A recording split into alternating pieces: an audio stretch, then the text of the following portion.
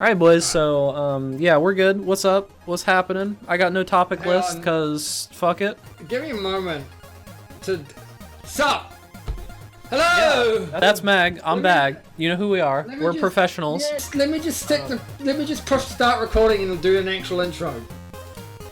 Yeah, here we're gonna redo this. Okay, guys, we're gonna redo it. Here we go. All right, we're going back to the starting. We're going back to the starting. Okay.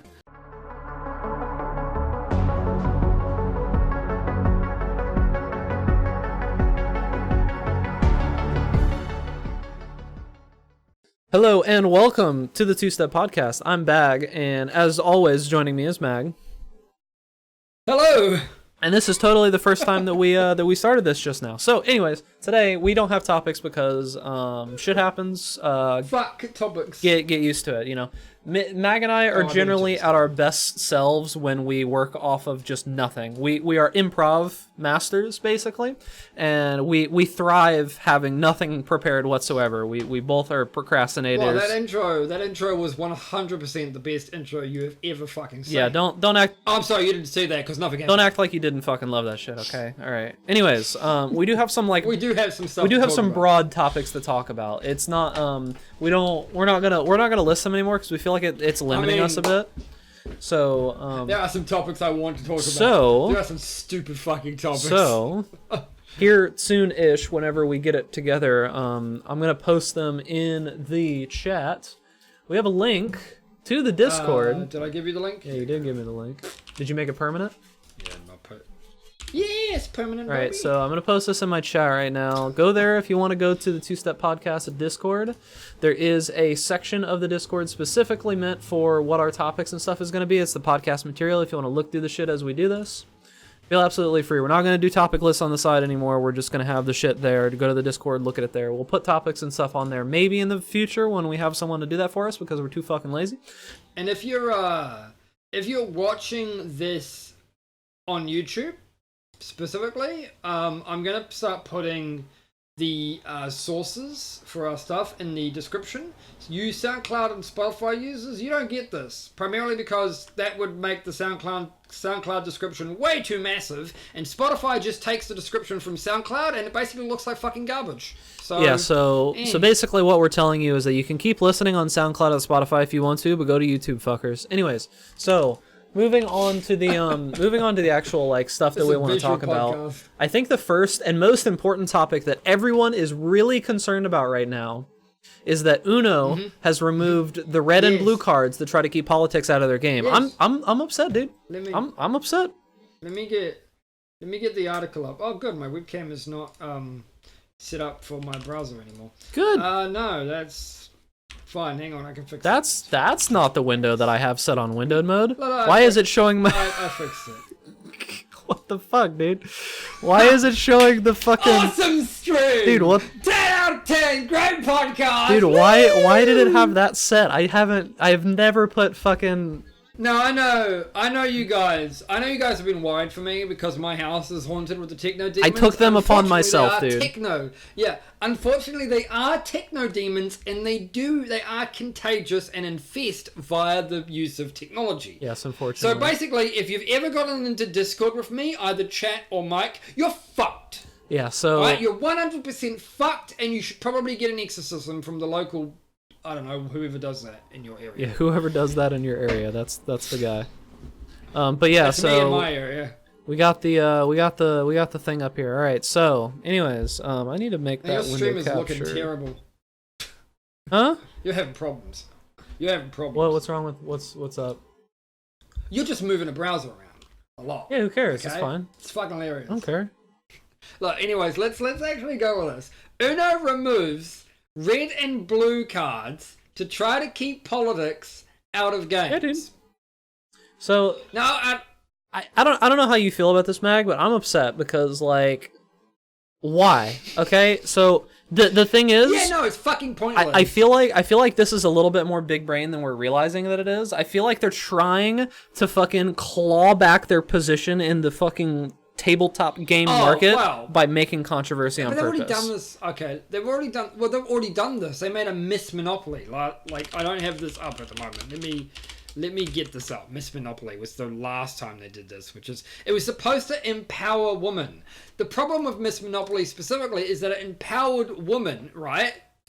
It empowered women by giving them an actual advantage over male players. Yeah. Meaning, it's not really empowering women. Because what you're saying is that only women can only be successful when men are made to suffer. Yep. That's kind of a shitty fucking message. No, dude, it's fine. Literally No going problems against with their that purpose. whatsoever. And also, it's a fucking board game. Who cares? Yeah, dude. Like, hey, I want to say this. The really great part about this whole thing is Uno removes red and blue cards to try to keep politics out of games. But I mean, that's political in and of itself. That is an inherently political statement. And also, there's a fucking red card and a fucking blue card on the fucking box, which is also blue. And by the way, there's a party that is literally called the Green Party. There's a fucking green card. So fuck you. This is 100% political. I know what fucking party you support, Uno creators. Fuck you, Hasbro. I know what your game is. You fucking Green Party supporters. For the record, I don't give a shit. I don't give a shit either. You can do whatever the fuck you want, but yeah. It's just hilarious that they say no red and blue cards, but they have all the cards originally. The worst part about this, though, is they have a veto card when somebody is that you can play when somebody is being too political. And I'd like to point out that veto is a term that is very political in nature. Yes. As in the definition actually directly of veto political. is politically inclined. Yeah. So non-political, by the way. Non-political, by the way. Yeah, dude, it's actually impressive. I'm surprised. This has to be a marketing stunt. Like, there's no fucking way that it's not a marketing stunt. Of course, it's a fucking marketing stunt. It's fucking pathetic. I mean, it's fucking hilarious, though. It's. I want to buy. You know what, though? Huh. I say it works. First of all, it's clearly working because we're talking about it, right? I mean, yeah, I get it. To be fair, though, content creators across the fucking globe are going to talk about this shit because it's just ridiculous, right? I kind of want to have this on my desk. It's just as a talking just to point. be there, just because. Yeah, Yeah, dude, I feel for that. the same reason that I have, where is it? Fucking that chocolate I have. Yeah, dude, I feel There that. it is. The same reason I have this on my desk, right? Instant regret. 6.4 million Scoville chocolate. It's just a black box that says instant regret. Have you I love this thing. have you eaten any of it? No, my mother did, and she that was fucking hilarious. And I wish I was recording. Yeah, She took the smallest bite. I'm thinking of doing the what's it called? The chip. Like the single chip that you get in the package that has like however many millions of Scoville. I'm thinking about doing that on stream. That should be fun. Yeah, I don't. I mean, basically, this is like my ace in the hole, in case I get really desperate, right? And I need views That's the time. quickly. Just pull this shit out. Dude, that's actually a good idea. We should get that prepared so that when they have like, I should make it a thing below my chat where it's like it has nothing to do with like a milestone that I meet. It's just like the first time I ever get 50 viewers, right? The first time that I ever see 50 viewers at one time, I just whip that shit out and just fucking do it right then and there. Bam! And just be like, all right, guys, it's time. And then you fucking whip that shit out. I think what would be funny is doing something hot and something sour at the same time, right? So I watched this video recently about about these things called sour pickleballs, right? And they're the most like I love sour shit. The thing is that it's sour filled with sour, like just like citric acid, right? Like, or whatever it is. Yeah. Citric nitrate, I think is what it's called. I'll leave that shit. I don't care. It also has like itself. hardcore chili powder and pickle extract in it. So it's just a fucking flavor bomb of just horrible shit. Yes. I would eat like 3 of those. It turns your entire mouth like bright green. I'd eat like 3 of those. Follow it by a fucking like one of those hot ass chips, and then maybe get some kind of like weird flavored drink and just down that shit and just die like right on stream. Like, what do you guys think about that? I feel like that would be good.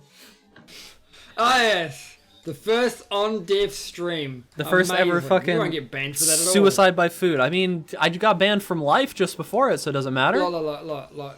If they ban Bag for doing that, I think we should riot. Yeah, dude, I agree. At his funeral. At my funeral, yeah, dude. All right. Anyways, let's see here. What else do we got? So, Oh yeah, and you know what? You know why I got this instant regret too? Huh. As a side note, first of all, I was led to it by one of the Path of Exile developers because he said it was just on his fucking desk, right? Mm-hmm. Just some people feel brave enough to try it and then they instantly regret it. Of course, that's what Of course. it's called, instant regret. And two, It's in the name. the store that you buy it from,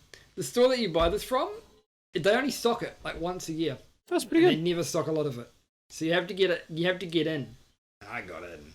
I don't actually know if this is rotten or not because I have technically opened it, but it's fine. It's not going to matter. It's got full of chili powder. Who gives a fuck? That's fine. It's already fucking deaf. Deaf in a box. What do we got? All right. So, anyways, Fucking... next thing is let's talk about fucking Hideo Kojima because he's relevant recently. So, Hideo Kojima, he was in last time on the two-step podcast. Hideo Kojima was in hot water because everybody was like, dude, your game sucked. Why did you even make a game? It's basically a movie with 40 hours of shitty gameplay in the middle of it. Why do that? Oh no, Hideo Kojima was in hot water for doing what Hideo Kojima does. Oh, yeah, no. that's literally just... I mean, what are they'll you guys do. surprised? Is anyone surprised that the game was like that? I'm Am I not. supposed to be? No, I'm not surprised. But anyways, so he's making a horror game, which, I was telling Mag this, I think that's way more up his alley for trying to combine, like... scare or trying to combine like game and movie. At the same time though, right?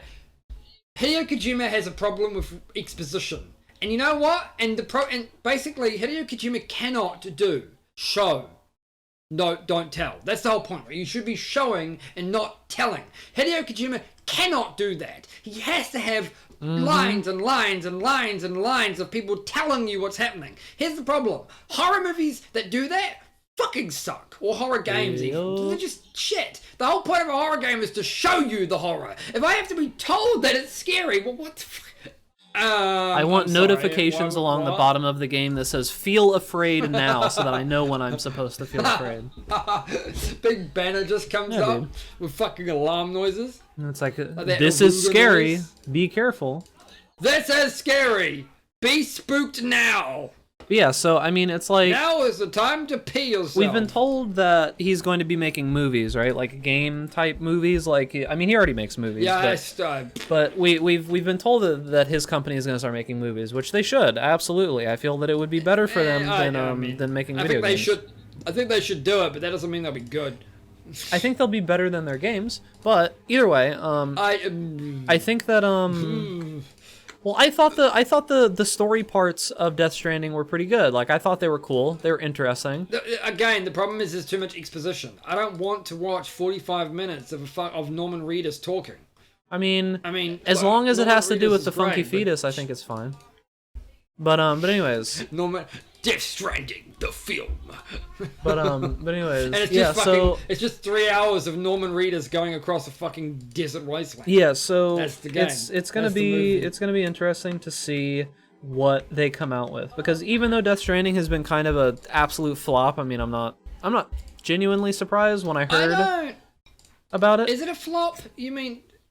I mean, I thought they made money. Yes, they made money, but I don't think That's they'll all make right. money as much again on the next one. I don't feel like Kojima has that much pull, right? Oh, well, you don't think they can make a Death Stranding 2? I don't think it'll sell. Neither do I, but I think Kojima is extremely overhyped, and there's a reason why Konami dumped him. And might I add that the moment that Konami dumped him, they started making tons of money. I mean, this probably also has the fact that they're doing pachinko machines, right? Yeah. And it's funny because I don't like that, obviously, but from a business perspective, it makes sense. But at the same time, I'm thinking, okay, yes, Konami now make millions of dollars, way more profit than they would have made making games. I get that, but here's the thing. What's the point of making money just to make money? I think they also right? make dancing games still, don't they? Oh, yay. Those are pretty Right. popular. I like them, dude. Whatever. You can shit talk as much as Yeah, you I want. mean, I but like them too, but I don't need fucking Konami making 20 of them a year, do I? It's like, who gives a They only make them like every Jesus. couple of years because they're such a fucking pain in the ass to make. How many dancing games do you need? More, What do you- because what- none what of them are good okay. right now. But Fucking, I don't think any of them have been good for ages, but, you know, that's last just one me. that was good was In the Groove 2. But what can I say? That company got fucking sued by Konami, so they can suck a Fucking fat dick in my Yeah. opinion. But anyways, There you go. The completely unbiased news. completely, here on yes. You're not gonna get any Podcast. bias here, none whatsoever, because fuck Konami. But anyways, another thing is that this is relevant to me because I don't really have any games to stream right now, and content is dying, dude. Detroit Become Human is going to be released on PC in like 7 days, right? 8 days? You know no, what? 10 days. Yeah, that looks. I don't know about that game. That game looks interesting. I watched some of it. That is to say that I'll play it. It's basically That is like to say I'll a play it, it's like a but I might not VN necessarily for like it. the Western world, basically. Yeah, you know what I know about that game? You Huh. know legit what I know about that game? Porn. Yeah. That's it. That's all my knowledge of that game. That is the It's extent. weird. Anyways, It what? looks good.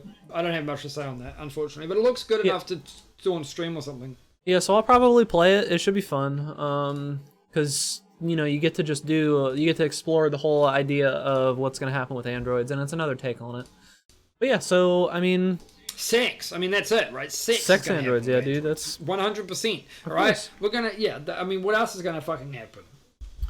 That's the first. Look, the first time, the first time that somebody makes a sex droid, right? That's it. You know that androids have succeeded, and they've both succeeded and peaked as a new technology simultaneously. because that's kind of simultaneously. I mean, the people using them will definitely peak, probably within like 30 seconds, but Oh, you man. know. More power to them. Yeah, that's fine. But that's the thing, right? Once porn is of something, bam, instant. That's how you know VR is going to be a thing, because there's already porn of it, and there has been Well, for years. I mean, you saw what happened as soon as like porn came to phones, right? I mean, they immediately got larger, Hell almost yes. immediately. Yeah. So, well, among other things, getting of larger. course, but anyways, moving on. Dick There's not much else. jokes. There's not much else to say about that. Moving on to No. moving on. It's to, coming out soon. 10 days. Yeah, dude. So CD Projekt you know. Red. A couple things about them actually here. Big thing about Oh, yeah, some of this is CD Projekt Red more useful than others. is that they apparently don't care about Half-Life Alyx, which is fine. And I think that this isn't really okay, relevant no to shit. this isn't really relevant to Half-Life Alyx or CD Projekt Red right now. But It's because I believe they're coming out at the same time, similar times, Yes. and that's why they were spoken about it. For instance, Doom Eternal is also coming out at roughly the same Mm-hmm. time as Cyberpunk. That's the thing. And I actually think that Doom Eternal... See, I don't even think Doom Eternal is something that Cyberpunk have to worry No. about for the reason that they're completely different games. Right? And the biggest reason why CD Projekt Red said they're not worried about Half-Life Alyx, though, is primarily because it's like... The market share of Half-Life, of VR, sorry, is like less than, 1% total, I think? It's really, really small compared to the total amount of gamers. But also keep in mind that statistics, I'm pretty sure, includes mobile. most But likely, even if you get rid of smartphones, right? It's still like less than 5% of the people playing video games are playing VR video games. It's not a big market. That's the whole point that Half-Life Alyx is trying to fix. But of course, it's not going to. I don't think it's going to matter. It's not going to matter for Cyberpunk anyways, because CD Projekt Red already have a really solid reputation. People are going to buy that shit regardless, right? Yeah. It's like, whatever. So I actually just do whatever they found want. an article about why one of the Valve developers is explaining why Half-Life Alyx is going to be exclusive. Let me pull this up. Well, isn't it because they're designing it with VR specifically from the ground up to require VR? Yeah, so- like it needs to be, like certain things won't work properly. They said that It's my understanding. they said that it began That's their as intention. exploration of VR, and the more we use the controllers and headset, we realize the number of interactions, the number of possibilities these things give us. The more we explored it, the more we realize there's so much more opportunity that we can't really translate back to the keyboard. So essentially, the game didn't work So well they without say. the additional inputs of hand and head tracking, which, I mean, So they say. subscribe to IB So they Times say. newsletter, closing that website. Anyways, So they say. The reason So why they I'm say. slightly... Yeah, I'm not as optimistic about that. For me, personally, I think that's important, and therefore I think that it will be good if Half-Life Alyx is an immersive experience that can only be experienced on VR. I obviously, because what's the point in VR if that's not the case, right? I do think that's important, but with what we have currently seen, I'm not convinced that Half-Life Alyx actually provides that. yeah. But we just haven't been we haven't been seen much. I mean, the trailer that we've given literally is fucking pre-rendered. Like, obviously, I don't think I'm going to be flying over the fucking character's face with fucking Reese Darby never screaming know. down from a fucking balcony. Yeah, you never know. Never know, dude. Could also be playing non-partisan fucking Uno in the game. Yeah, dude. Yeah, that's an important part. We need to make sure that we have the non-partisan Uno. Yes, absolutely. Give me... What else we got? Let's see here. So we've got a couple other things. I just have to pull them up because for some reason the thing closed. So we've got some Borderlands 3 DLC. I don't know how excited I am about this. How far did you get into Borderlands, Mag? Further than you, I think. Yeah, I didn't get very far at all. I've been I don't think Borderlands is bad at all, for the record. I think the storyline is really lackluster, and probably the big reason why I just kind of stopped playing it, because it's a real big slog to get through the really terrible storyline, in my opinion. But otherwise, it's a really good game, right? It's a really good Borderlands game. It's just that I've been more preoccupied with other games that are much more... Like, basically, Borderlands 3, in short, is just Borderlands 2, but better. And therefore, it's not bad, but there are new experiences that are coming out that I actually wanted to try more of. So I've been playing those. And I haven't finished it. Yeah, and that's exactly how I feel as well. I am very in the camp of that Borderlands 3 was not special to me. Like, it didn't feel like it was this... special experience that I could only get from Borderlands. No, it's complete. Yeah, it's absolutely good game for Borderlands fans, which I am a member of. But it's not a game. But at the moment, there's a bunch of other games like Jedi Fallen Order, for instance. Oh god, we're gonna talk about that in a few minutes. But there is a lot to unpack about Jedi Fallen Order. Holy shit! But yeah, it's like the thing that happened to me with Borderlands is just that I didn't. It wasn't like Borderlands 2, right? Because the whole transition was different. I played Borderlands 1, and it was a cool game. It wasn't the most amazing game, but it was a cool game, right? No, but at the time, it was very unique. Yes. There wasn't any Destiny, there wasn't The Division. The idea of an action role-playing game, right, but with shooter mechanics, was very, very novel. Mm-hmm. And so Borderlands 1 is a very, very basic, bare-bones game, in my opinion. The classes are fundamentally simple, right? The passive trees are also very simple, and it mainly relies heavily on the fact that there's tons of guns, and many of them work in different ways. That's the main draw. And given that it was such a fucking new idea at the time, it was literally the first looter shooter, right? It gets away with that. It gets away with being somewhat not as interesting, because Borderlands 2 completely fixed most of those issues, right? It did. And Borderlands 2 also added an amazing villain and a really decent storyline to actually keep you interested the whole way. Borderlands 3, however, doesn't have a very interesting storyline. The villains are complete fucking garbage. They're just stereotypical YouTube, Twitch streamer trash. It's not really... I think the concept is funny, but it's not like... Yeah, I do too. It's not anything that really wowed me. The problem is, I think it would be funny as a boss, not necessarily as the main antagonist. Yeah, right? like I feel like maybe they should have just done something along the lines of like maybe no main antagonist. I mean, you can do that. So, as a spoiler, a slight spoiler. Oof, spoiler alert. There is a part where the Calypso twins start having some sibling rivalry, and that makes the whole game really, really interesting. But it never goes anywhere. So. They don't capitalize on it at all. So that's probably the problem, is it gets really, really close to being really good, and then it just kind of cuts off too short. Yeah. And then other than that, the fact is that the difference between Borderlands 1 and Borderlands 2 is astronomical. Yes. But the difference between Borderlands 2 and Borderlands 3 is not so much. There are a lot of very, very good changes in Borderlands 3. For instance, all of the classes, the class design, and the whole passives, and the whole how many action skills you get, and all that shit, way better in Borderlands 3. Like, for instance, if you've never played Borderlands 2, right? The only reason I'd tell you to play Borderlands 2 at this point is because the story's better. But Borderlands 3 is just a better game.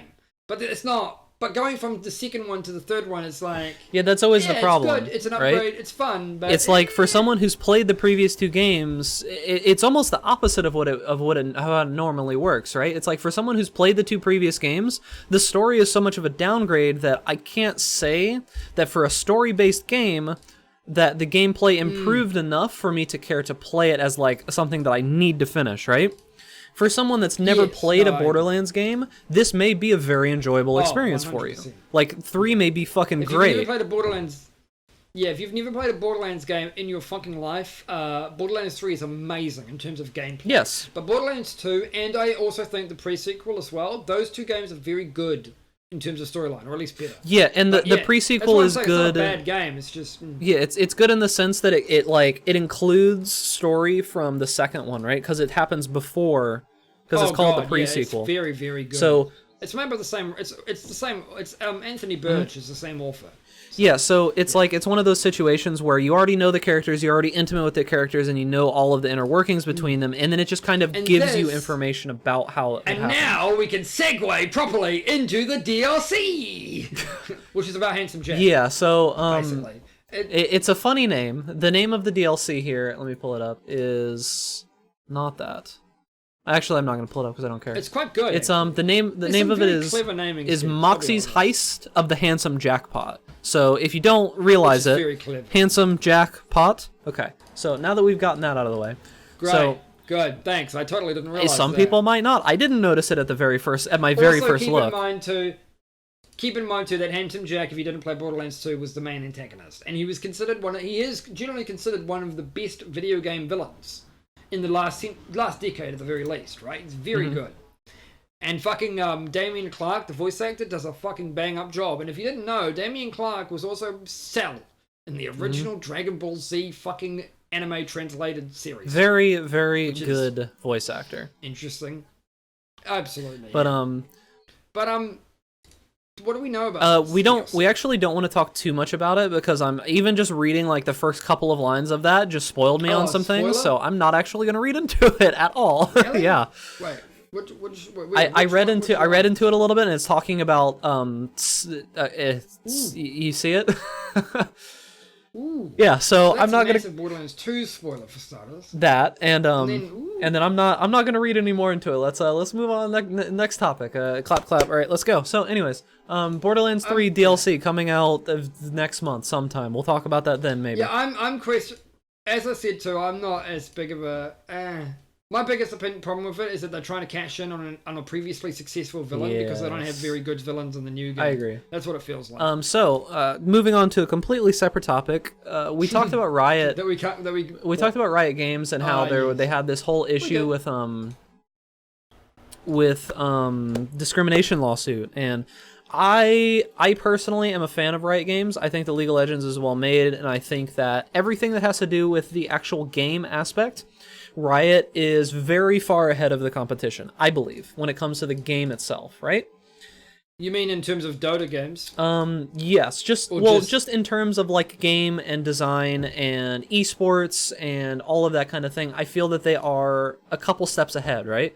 I feel that they are going to be the first ones to do it for real, and they already are with League of Legends, right? With the like World Championship. I don't give a shit. Mag doesn't care. League of Legends.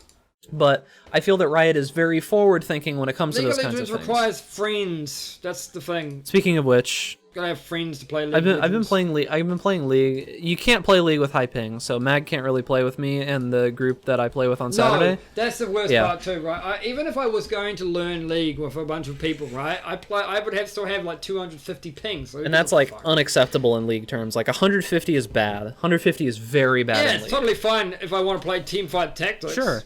Which is good, but not good enough for me to give a shit on. Yeah. I'm not a big competitive gamer, so... So interestingly, Riot, if you didn't know, they had this issue with having a very, like, dude-bro culture, which a lot of tech companies do, to be perfectly honest with you. And they had this... They just took it too far. Yeah, it was very, very too far. Like, absolutely... Oh, this is a great fucking hand. It was way too far, right? Like, they did a lot of bad shit. 100% they did. And something... There's a guy, well, specifically, there was the reports of the guy who went around farting on people. Mostly it's ridiculous. Because that's great, right? That's totally where you want to fucking work. That's totally funny, right? Naturally, I mean, like, come on. So naturally what happened is... why did I just do that? Oops. Naturally, the complaints didn't go anywhere, so it got escalated by them basically bitching to, like, journalists. And then eventually a lawsuit emerged, a class action lawsuit, I think it was. I think so, yeah. And now I can't remember. And now we're in the stage. It is settled, class action, right? So they've settled for $10 million US. Almost. It said here in the article that almost. Let me pull it up. It says in the article that almost 1,000 people will be paid off. I guess they'll get. So the $10 million US is supposed to be split between 1,000 women employees specifically. So here it is. Bink. So, according to the Los Angeles Times, Riot and the two plaintiffs involved in the lawsuit have all agreed to the terms of the settlement, although the court is yet to give its final approval. The proposed settlement will reportedly affect almost 1,000 women who worked at Riot Games from November 2014 until the date the settlement is finalized, with exact payouts being determined by length of employment and status as either a full-time or contract worker, meaning most people could be paid between $1,000 and $10,000. Yeah, so the way that you have to think about it as well is there's going to be like administrative fees just to do any of this stuff, and that's probably going to be included in the $10 million lawsuit. So it's like they'll probably get somewhere from that amount. I mean, it's okay. I wouldn't be upset with getting like $5,000. I mean, yeah, in my opinion, my opinion is quite simply that the money means literally nothing if the dude bro culture, or rather the excessive, like, what's the word I'm trying to use? If the harassment doesn't stop, then none of this money means anything. That's the reality of it. Who gives a shit, right? If it's still a really shitty workplace, then then they've paid $10 million and they don't care. And keeping in mind that $10 million is kind of nothing for Riot. They make way more than that a year. Yeah, they make quite a bit of money. So. And if you've seen... I do have to give it to Riot, though, and I've said this before. They really are doing some good work with League of Legends, and I'm excited to see the new games that they make. I hope that they're good, because League of Legends is a well-made game, and it's a well-maintained game. I mean, I hope every game is good. I don't go out of my way to fucking shit on a game. Yeah, there are some people that do that kind of stuff, and I don't fully understand it, but, you know. Like, I obviously, I buy heavily into the outrage culture for entertainment purposes, but it is purely entertainment purposes, right? I don't want to hate a game. I don't go into a game wanting to despise it. Like, it's like when Call of Duty, right? They get games every few years, right? And I don't like Call of Duty as a general rule of thumb, but I remember when they had that fucking like futuristic one. I forget the name of it. Oh, I don't remember the name of it. It was Modern a fucking Warfare. Awesome game. It was like Modern Warfare 3. It was like a whatever one of them. Cause that was the one where you had like the crazy futuristic bow and arrow thing. What's up, Mag? Yeah, it was fucking amazing. I think that was a part of the Modern Warfare series, though. I'm pretty sure. Oh, yeah, I think it was, yes. Funnily enough, it was designed to attract non-Call of Duty players, which it worked, but unfortunately, they had so many issues. Like, I don't think they had dedicated servers at all, which is fucking terrible. Yeah, that doesn't sound like a good idea for that kind of game. But, you know. No, just P2P, dude. It's fine. That's not no problems. Yeah, it's fun. Yeah, man. But 100% compared to the PvP. But what's it called? Yeah, I don't know. It probably is not a good idea to not have. And nowadays, like, there's so many issues with not having like servers that you can connect to and authenticate with. It just doesn't. It seems completely unlikely that any company should do that, right? At least for a game, especially a game that size. Like, imagine fucking WoW. By a company that big. Dude, imagine WoW, like, how hosting the servers through P2P, and they just use this, like, crazy fucking weird-ass network interface to make it so that everyone is hosting the server for them. Can you fucking imagine that shit? Oh, it'd be... Yeah. That would be a nightmare. It's cool. That'd be terrible. Yeah. Oh, man. Could you imagine P2P rating? Peer-to-peer rating, baby! Well, that'd be... Ooh. Well, I mean, it's bad enough in things like Destiny too, right? Where they try to say it's a competitive PvP game, but then they have peer-to-peer. Dude, so Dark Souls wasn't great. It's like, no, it's inherently non-competitive because it's fucking peer-to-peer. Get fucked. That reminds me of this thing that you used to be able to do. So a friend of ours, Jinta, he used to play this game called Combat Arms, and there was this thing that you could do in the game, which the concept is fucking hilarious that it even worked, right? So the way that it worked is that you had a script that killed your internet temporarily, right? And the way that it goes is that during that time when you're disconnected in Combat Arms, you can still move around and you can do everything. And what actually ends up happening is that the game like remembers everything that you do, right? So here's what happens. You disconnect, you use the kill switch, right? And during that, you go around, like, say if there's someone that's behind cover a ways away, right? You hit the kill switch, you walk out of cover, you walk up to them, you shoot them in the head, you walk back, and you unenable the kill switch, right? You disable it. The game realizes that you did all of these things and applies the damage to the person after you reconnect. What? Isn't that fucking stupid? That's fucking terrible. Isn't that terrible? What? Right. Why would you design a game like that? So it's impressive how bad it is, and it's like it's hilarious because that was actually a thing that would happen like in competition, right? Why not? How would you counter that? I'm curious. It was very obvious when it was happening was the only thing that you could really do. That's not. Is that your dog? It is my dog. That's why I'm trying to mute the microphone while he's doing his fucking howling. Of note, he's not being abused. He just does this. That's just his howl that he likes to do. Okay, he just does it. I don't know why. But yeah. So yeah, that's terrible. So yeah, there was no counter to it. It was just very obvious when it happened. So if you did it on legitimate servers or whatever with no like oversight or anything, just didn't matter. You just did it, and no one could do anything about it. So it's like, okay, cool, get fucked. That is so dumb. Yeah, right. Wow. I was impressed that was actually a thing. I would love to be a fly on the wall in the development studio when they were doing it, just to see like, oh, just to hear what the justification was. Yeah, it was. Like, if anybody actually spoke fucking up, impressive, dude. Said, no, this is how we're doing it. Get fucked. Yeah. Yeah, impressively bad. So another big thing, we didn't really breach on this topic very much, but it is going to be pretty important for us just in general as streamers, right? So there is a thing that's happening on YouTube right now. Yeah. And that is a thing called what is it, Kappa, right? And fuck. I don't remember anyways, but basically what it is they're trying to quote unquote protect children. And whenever you hear the words protect children, the Children's Online Privacy Protection Act of 1998. Yeah, so Kappa, right? So it's been out for a while. So they've been trying to enact those laws onto YouTube in a certain way. And anytime that you hear that we want to protect children, is that they want to control you in some way. That's all that ever means. Yeah, the role of protecting children should be on the parents.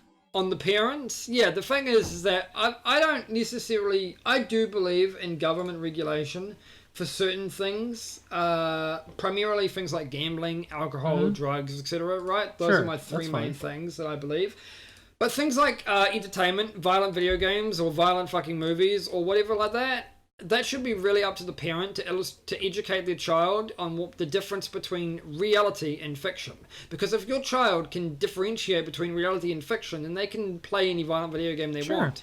That doesn't, because then they won't go outside and brutally murder people. But if they fail to do that, then it doesn't matter if they're watching a video game or they're watching a fucking violent movie. They're still ultimately fundamentally flawed. Like they have a lack of education.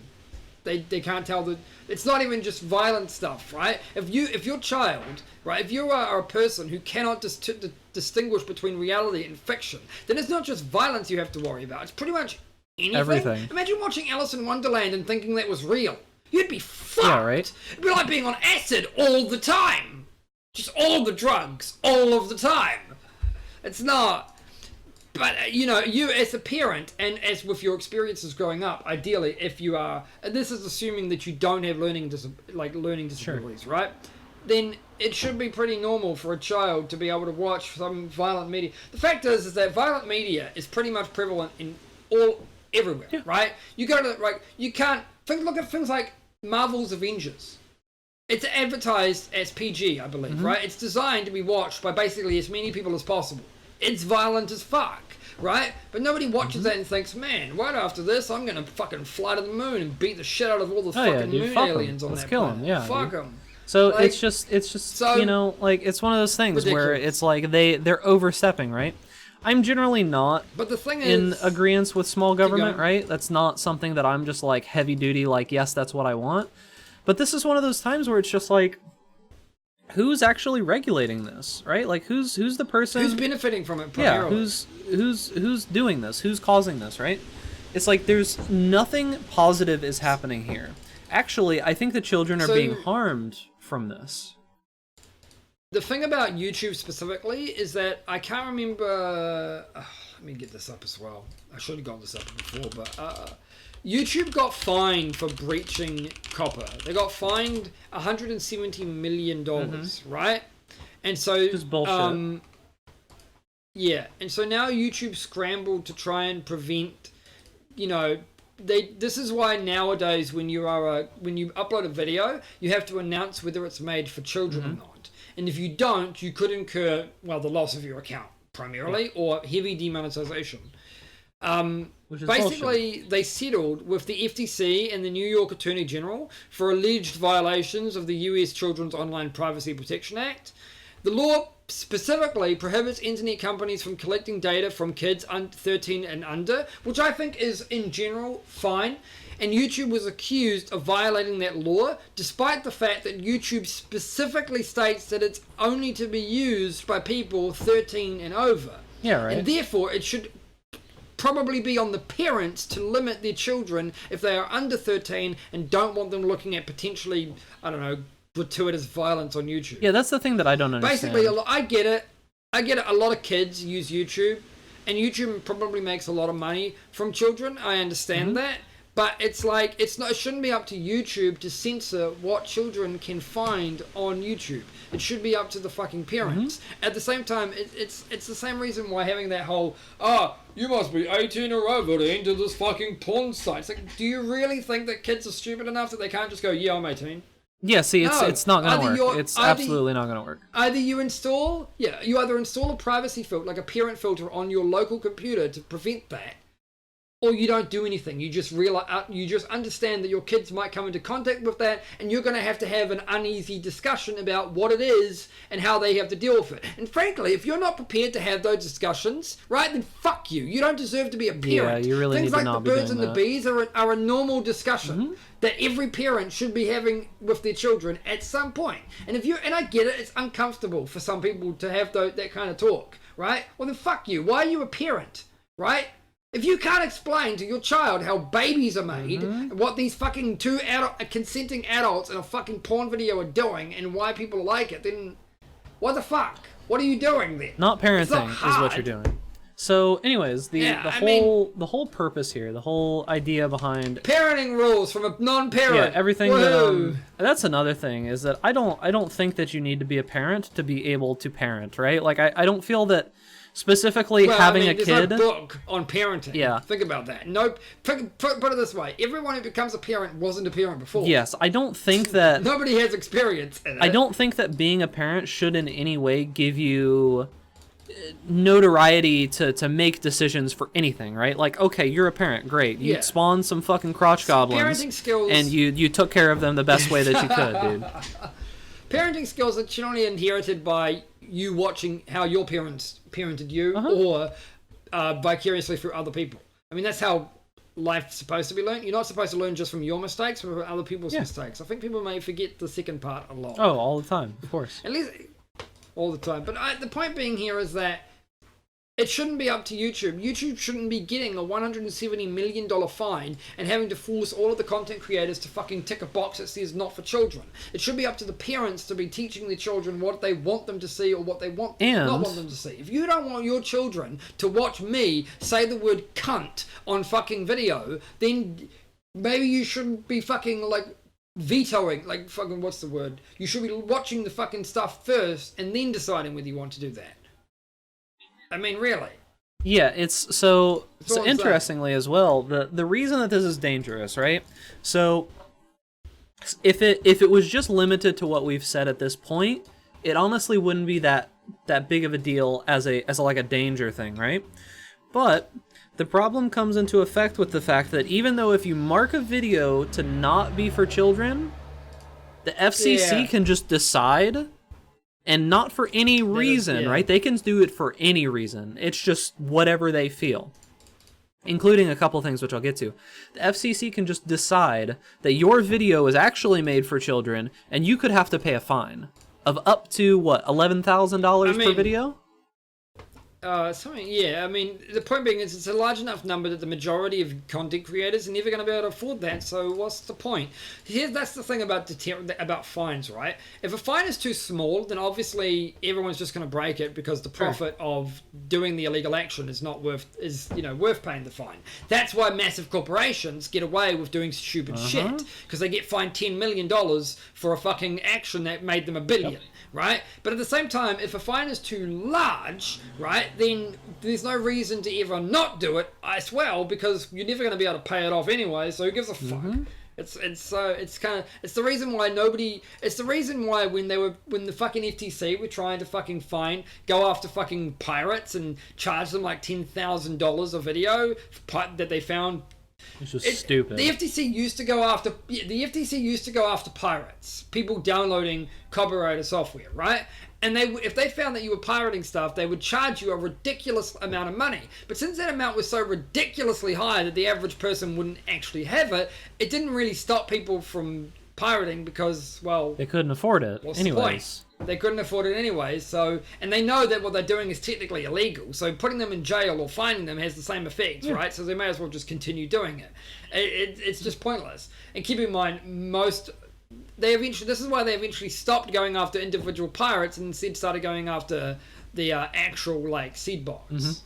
The people actually uploading the fucking files in the first place, because that makes more sense. Yeah. Like, you don't go after the fucking people taking drugs, you go after the people supplying them the drugs.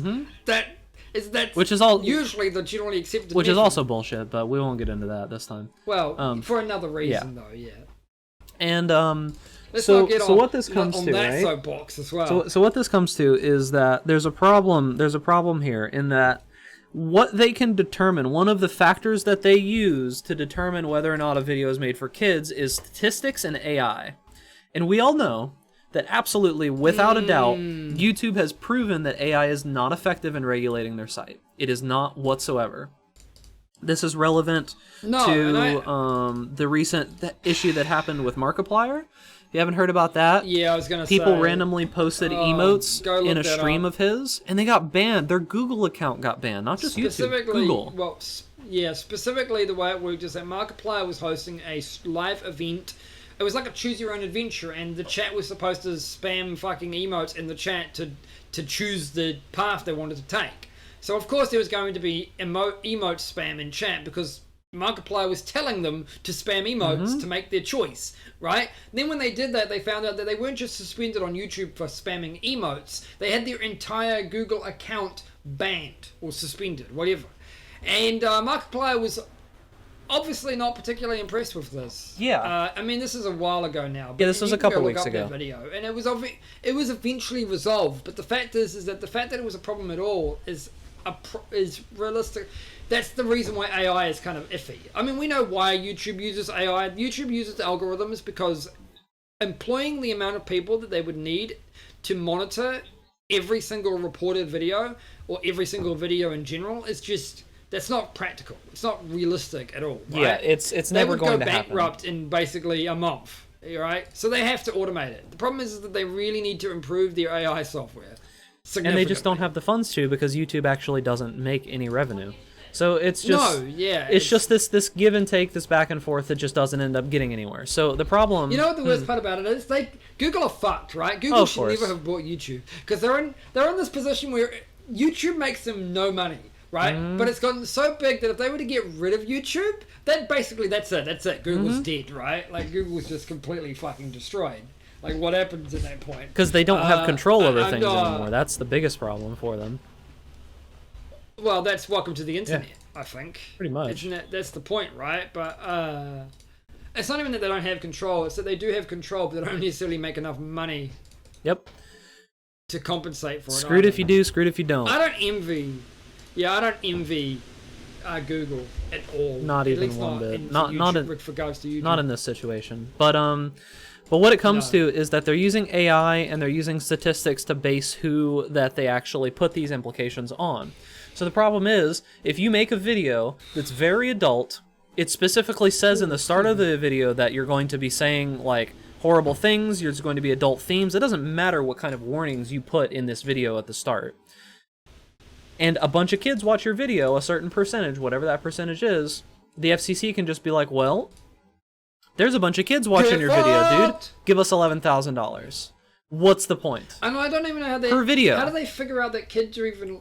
But how do they even figure out that kids are watching your video and not just some other random douchebag? Because apparently they have stats on that kind of thing. When you make the account, you have to put in what age you are, but it's so completely not relevant. People can fake that.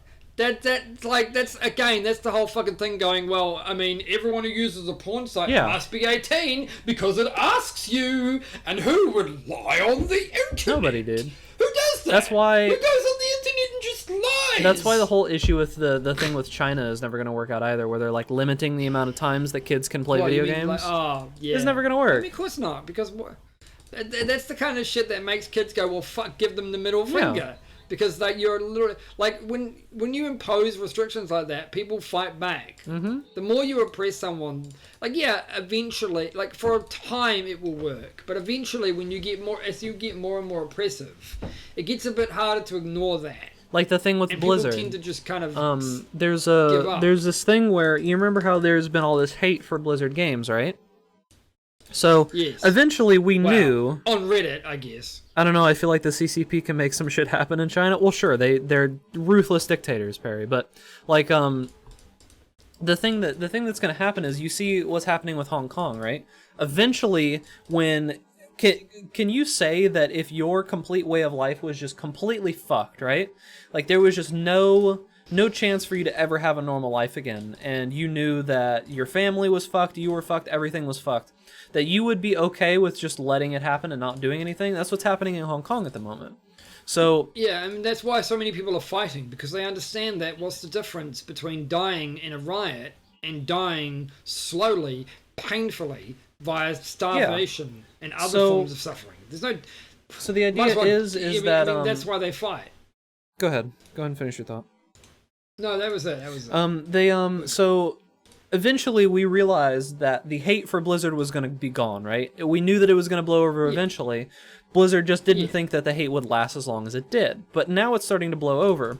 And what people are realizing is that no one really cares anymore, so Blizzard is literally just going straight back to their old ways. I mean, it literally only took this long. They're already back to doing what they're doing. You know what the funniest part about that is? People don't have that short memories. No, it's not like it's been that long. They did this. I mean, that's like people always say they have short memories. And we get it. Here's the thing: we knew that people were going to forget about it in maybe the span of 2 weeks, sure, of right? course. But the idea of people forgetting it is that they only forget it so long as you stop repeating it. But if 2 weeks later you go back and do it again, well, people are going to suddenly remember that you did it before. Mm-hmm.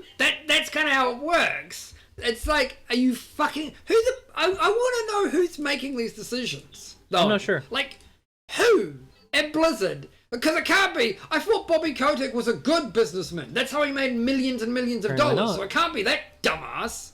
Like, fuck, how old is he? Is he getting senile? Like, Jesus. Right. It makes no sense. So that's what it comes to, right? It's just like, we can't really tell. We'll never be able to know what's going on inside. Oh, I'm at 3 health.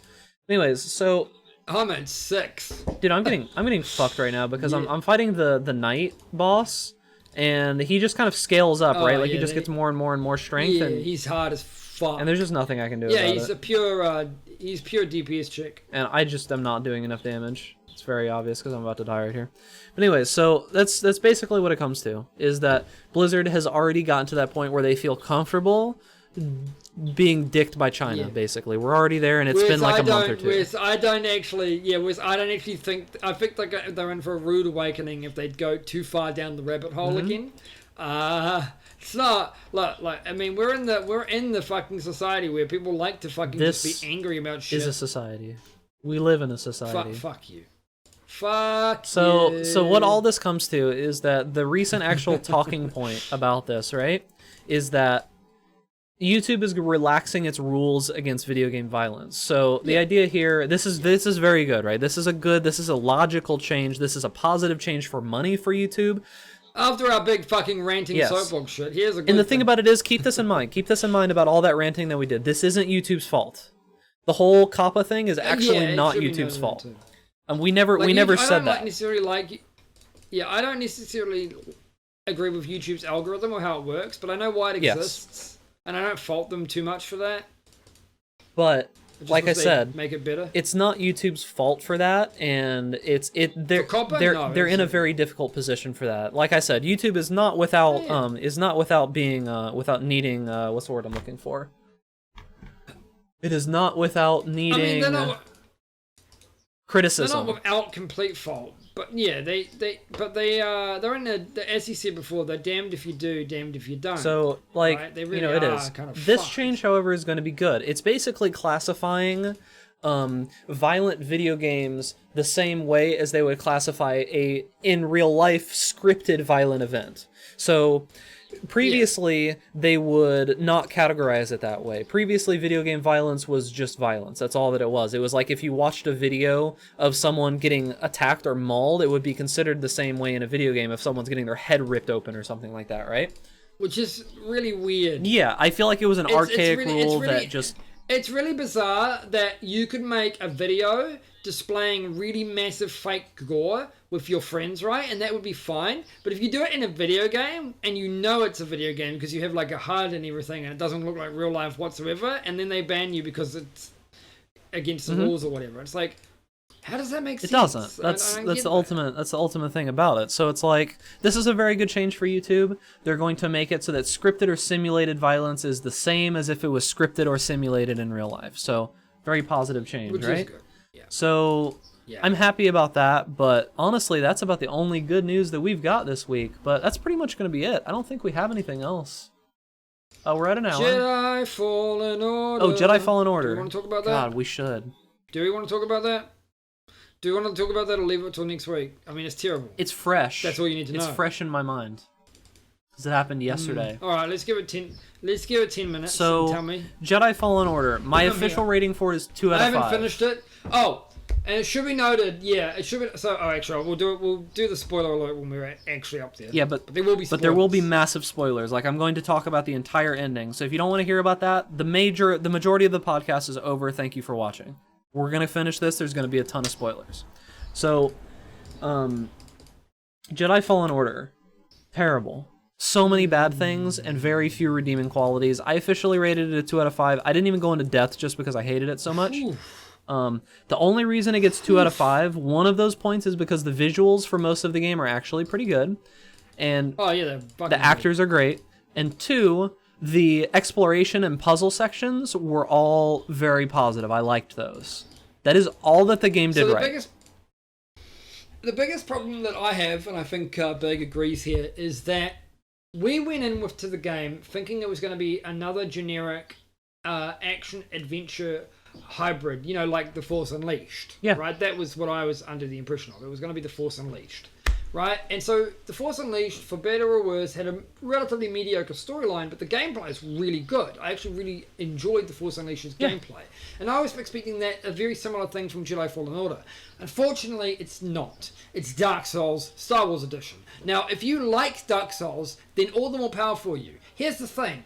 I do like Dark Souls. Now, Bag is always going to be fucked. Because if there's one thing you need to know about fucking Bag, is he doesn't like Dark Souls. I fucking hate Dark Souls, and I think it's fucking trash, okay? I fucking hate it with a vengeance.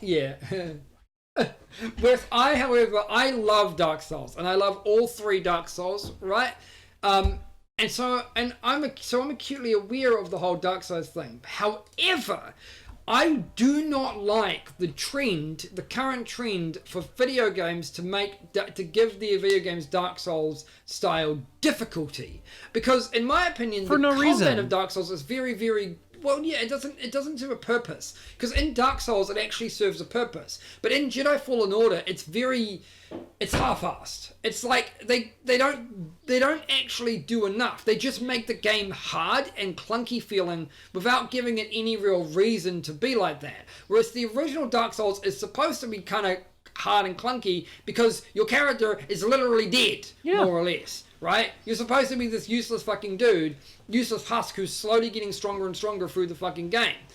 And whereas in Jedi Fallen Order, your power never changes. You unlock it's a very Metroidvania style game, right? With hacked in Dark Souls combat. Yeah. You don't get any new gear. You don't get any new weapons. The passive tree is fucking terrible. It's not particularly interesting whatsoever. I wouldn't even really call it like a skill tree, right? Like, it doesn't feel like it. It's just no, because you just unlock everything. It more so feels so like the game, when you unlock everything, is like the standard state that the game should have started at, is what it feels like. It just feels like everything was ripped from you. And then it should have made you more powerful.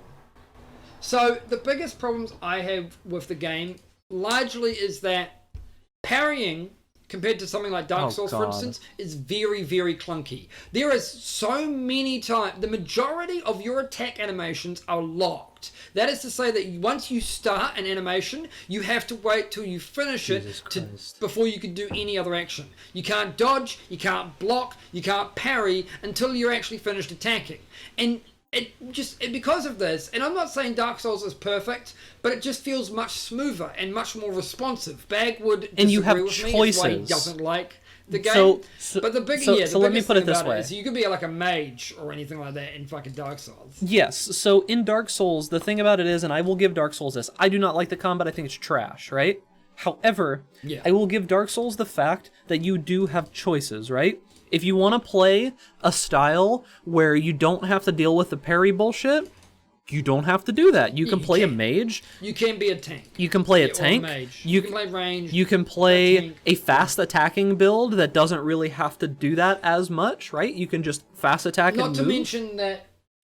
Not to mention that levels, because levels directly attribute to things like health and stamina and all that stuff, you could just grind out levels if you're feeling one area is just too difficult for you. You can grind out levels. And you cannot do that in Jedi Fallen Order, not even close. Well, in Jedi Fallen Order, you can grind out levels, but it only really gives you passives. So it's like... Yes. And again, you need to actually go through the story to unlock more of those passives. So you don't have the full tree when you start the game.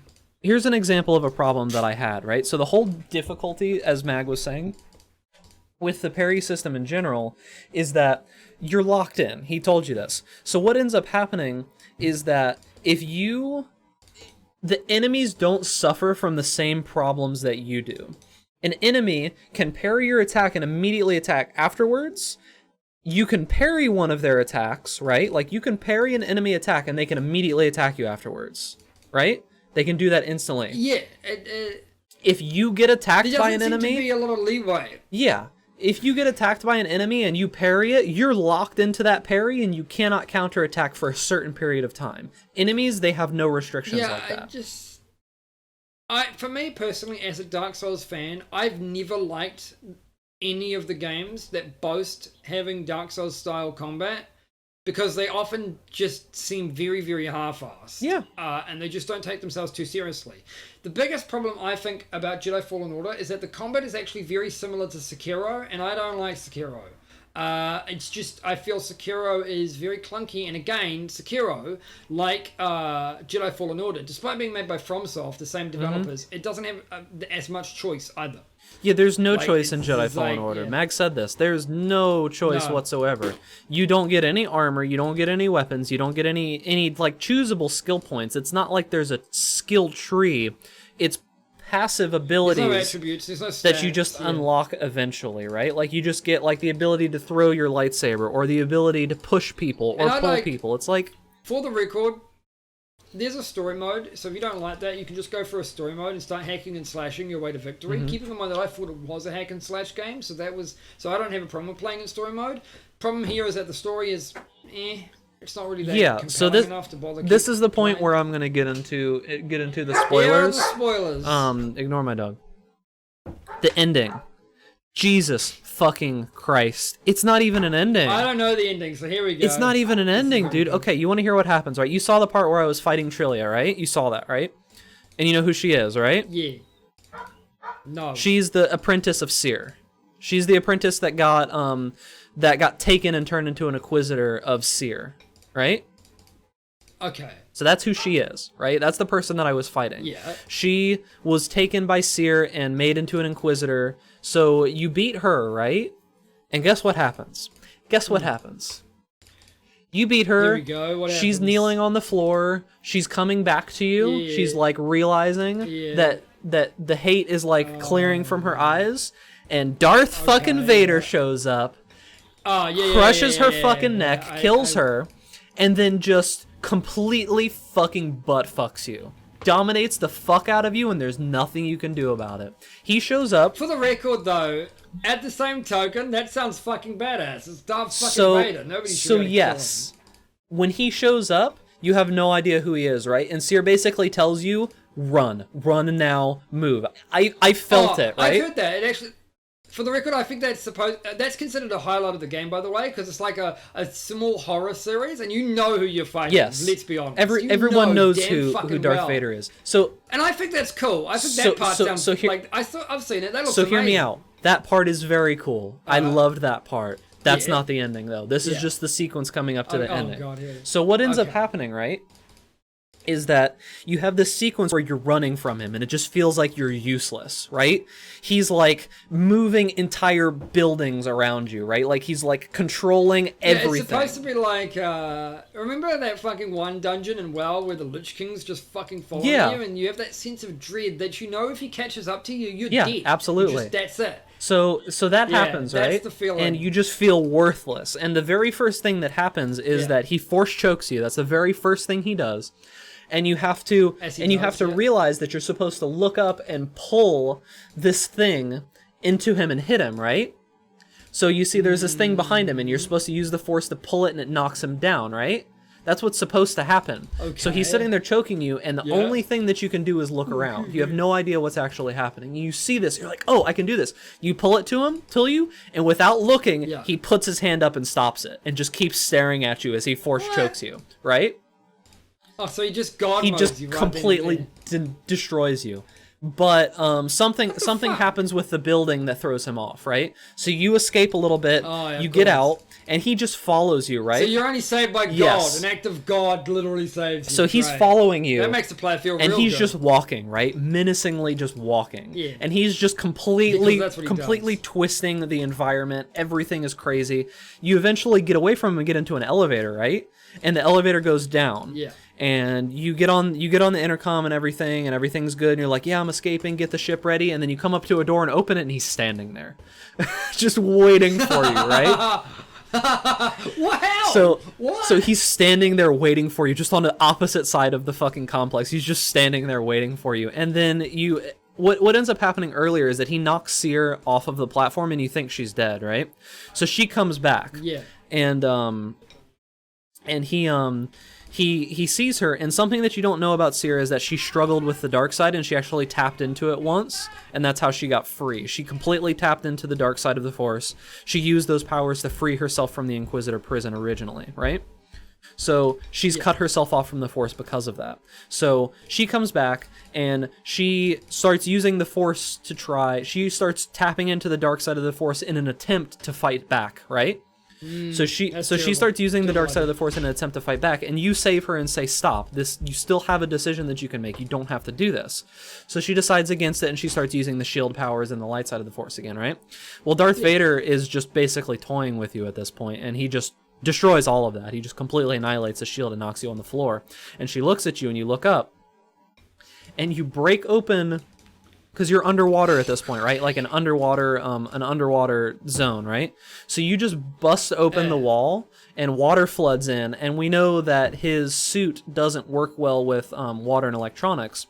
So because it's all electronic, yeah. So because it itself is an electronic. Yeah. So the water busts in. Oh, also BD1 at one point tries to hack him, and that doesn't go well for BD1. So the water breaks in, and it floods out, and you get away, right? Like that's how you escape. And then you get it's funny because you get a notification to look at like your journal, and it's about Darth Vader, and when you read it, it says there's absolutely no point in fighting him. The only people who have ever survived an encounter with him are those that ran. That's all that it says in the thing. It says the most powerful Sith in the galaxy. And I mean, that whole section was cool. And you get the holocron, right? And for the record, that's true, right? The only reason fucking Luke was ever able to beat fucking Vader was because he was fucking Vader's son. Yes, that's literally it. He convinced him to come back. Luke would never have ever beaten Darth Vader in a one-on-one fucking lightsaber duel. It just wouldn't have happened. Like that's...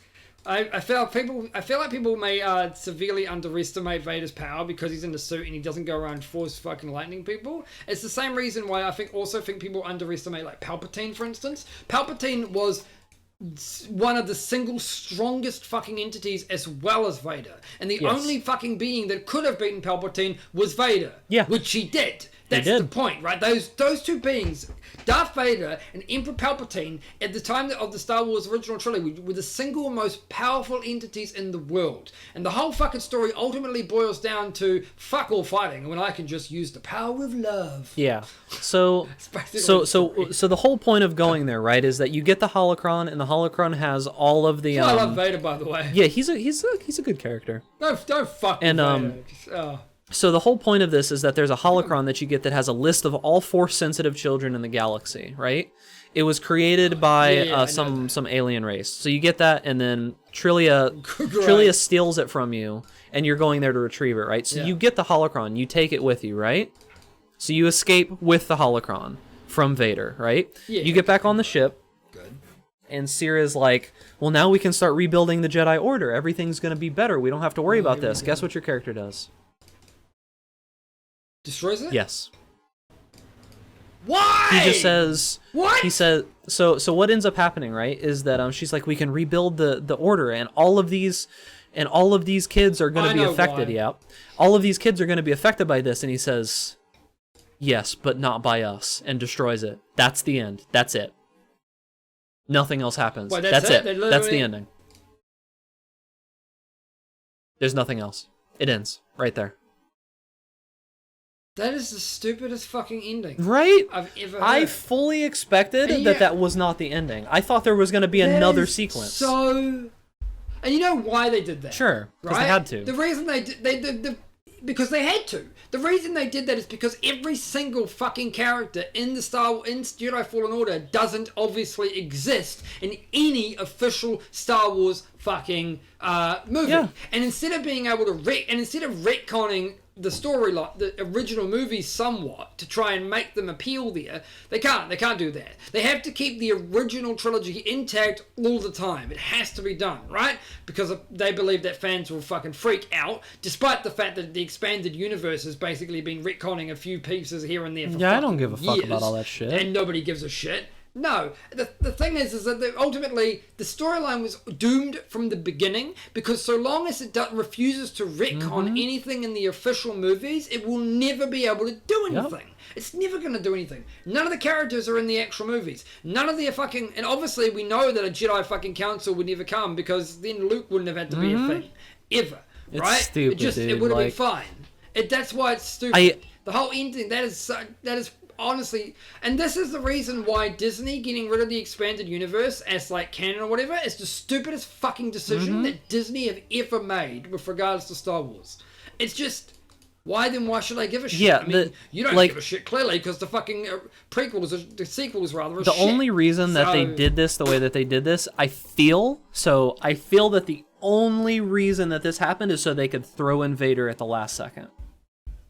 I genuinely believe that, and it's probably a good idea ultimately, because that sequence was fucking cool. I will say right now, the best sequences of that game are the highly scripted ones, where you're going through a story of just a small event happening. Right, those are by far the best sequences of the game, followed by the exploration, because there's no combat. I really yeah, I really, you know what I really want? I want two things, or at least one of these things. One, I want a Darth Vader movie. Okay? I want to... Look, fuck it, right? I want... You know the scene, the end fucking scene with Darth Vader at the end of fucking Rogue One? Yep. Can we get that? But 3 hours of it. Please. Yeah. Fucking please. I want to fucking see Darth Vader murder the shit out of every fucking child imaginable. Alright? And you can quote me on that. I'm sure, right? Jesus. I want to see it. Or alternatively, can we have a video game where we play as Darth Vader? Because that would also be... I don't know what they would do for the storyline, because I'm not sure what you would do, right? Just retcon it. Who cares? I don't give a fuck. Just make me powerful. That's all I care about in video games. Why couldn't they... It'd be kind of awesome if they had the Force Unleashed, right? But from Darth Vader's perspective. Yeah. Because it makes sense that Darth Vader would have an apprentice that he's to try and get rid of...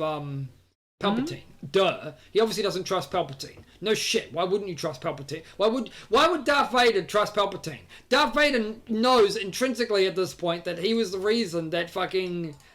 Because in The Force Unleashed, I'm pretty sure that at that point he knows that Luke's a thing. And the moment that Darth Vader finds out Luke's existence, right, that's it. He knows that Palpatine's full of shit. There's no reason that he ever has to give a fuck. All right, but that's pretty much much it, guys. So, that's it for the podcast. I mean, what am I doing? I don't know. I gave up a little bit ago because I just died, but that's gonna be it. So I got 12. The Discord is open. You can get the link to it in the chat. It's gonna be everywhere that you would expect for it to be, underneath the video, all that stuff in my fucking chat right now. It's all there. You can join the Discord whenever you want. Don't expect it to be too busy starting out, or for quite a while maybe, but it's gonna have, the main draws are going to be the podcast material, the releases, and the fact that you'll be able to contact us. But that's pretty much gonna be it. So thanks for watching. Yeah. Oh yes! We're pretty much done. So I beat the game! Oh, he actually won. Good for Mag. I didn't. I still haven't won on stream, so. Wait. Huh? Wait, did I? Or is there another level? Damn it! There's another fucking level! Shit! Yeah, there's 3 levels. Alright guys, that's gonna be it. So we'll catch you next week. Later.